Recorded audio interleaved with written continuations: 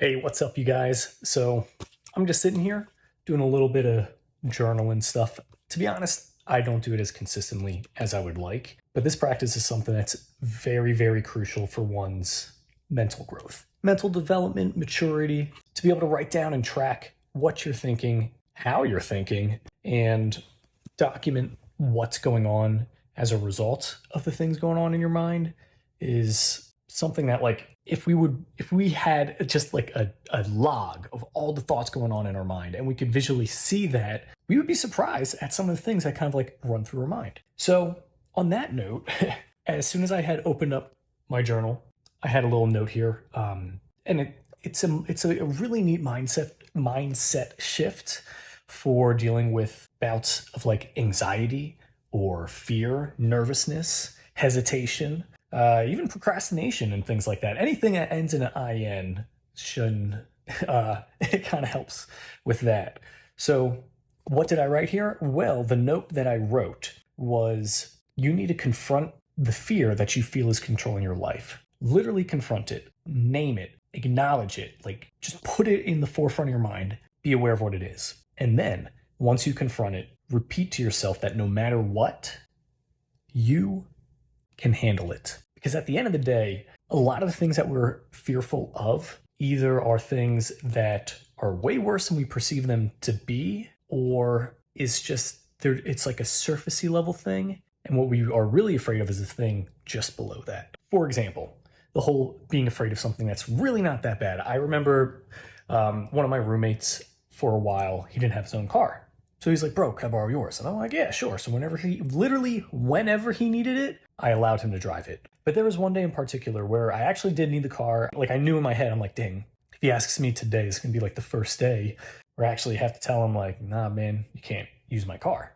Not out of anything mean, but I didn't know. I was like nervous. I'm like, if I tell him no, what if he really needs it today and he gets all upset or whatever, and I'm looking like a jerk, and I'm just like, dude, I need the car. Like, I don't know what to tell you. Like, that was my fear. He'd freak out when I said, no, you can't use my car. And I'm sure it's funny because as you guys are hearing this, you already are picking up on the fact that, like, dude, that's a weird thing. Like, sure, he might get angry, but like, why are you afraid of that? He would be in the wrong for getting mad that he can't use a car that's not his. And it's like, there's no agreement where he needs it, he can always have it. Like, that wasn't an agreement or anything like that. But so as I'm telling you this, and as you are likely thinking those thoughts, when I confronted the fear, I was naming it, I was like really analyzing it. I'm like, let's say that actually happens and he gets mad. And I'm thinking, like, well, then I would think he would be so in the wrong. If he's yelling at me like, what the hell's wrong with you, man? I really need that car and now you're telling me no.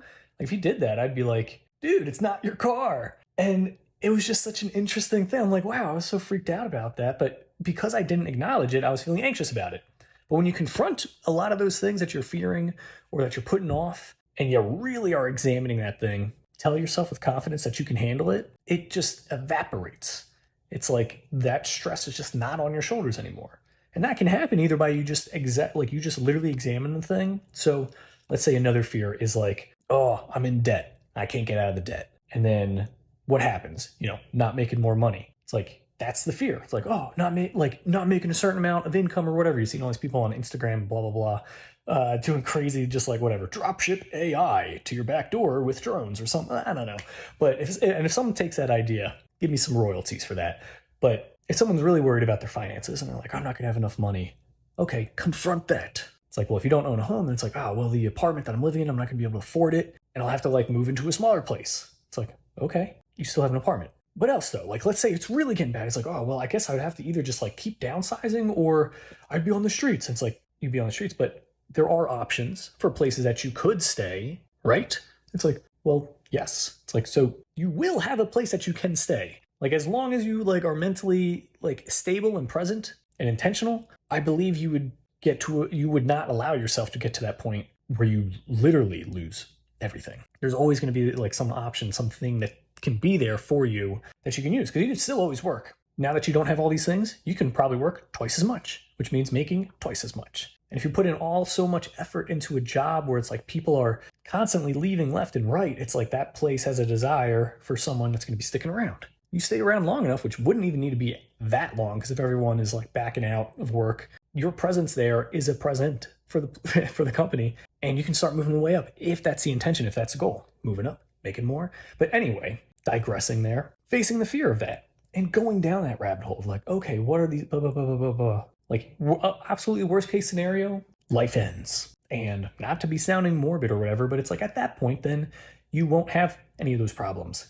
And I'm not saying avoid life. I'm not saying opt out of anything. I'm just saying examine those fears. And also acknowledge to yourself that you can handle it. You can. Any type of like, oh, don't have enough money for my car if it breaks down. And it's like, in that situation, guess what you're going to do? You're going to handle it. And if you don't feel confident about that whole thing of like, I don't know if I can handle it, give yourself some responsibility. Start doing some stuff. That way you can like look into the past. As David Goggins says, you can kind of pull from the cookie jar. You can tell yourself, well, I know I can handle it because I've been in either similar situations or I've overcome worse situations. But you need to stack those wins. You got to make that stuff happen.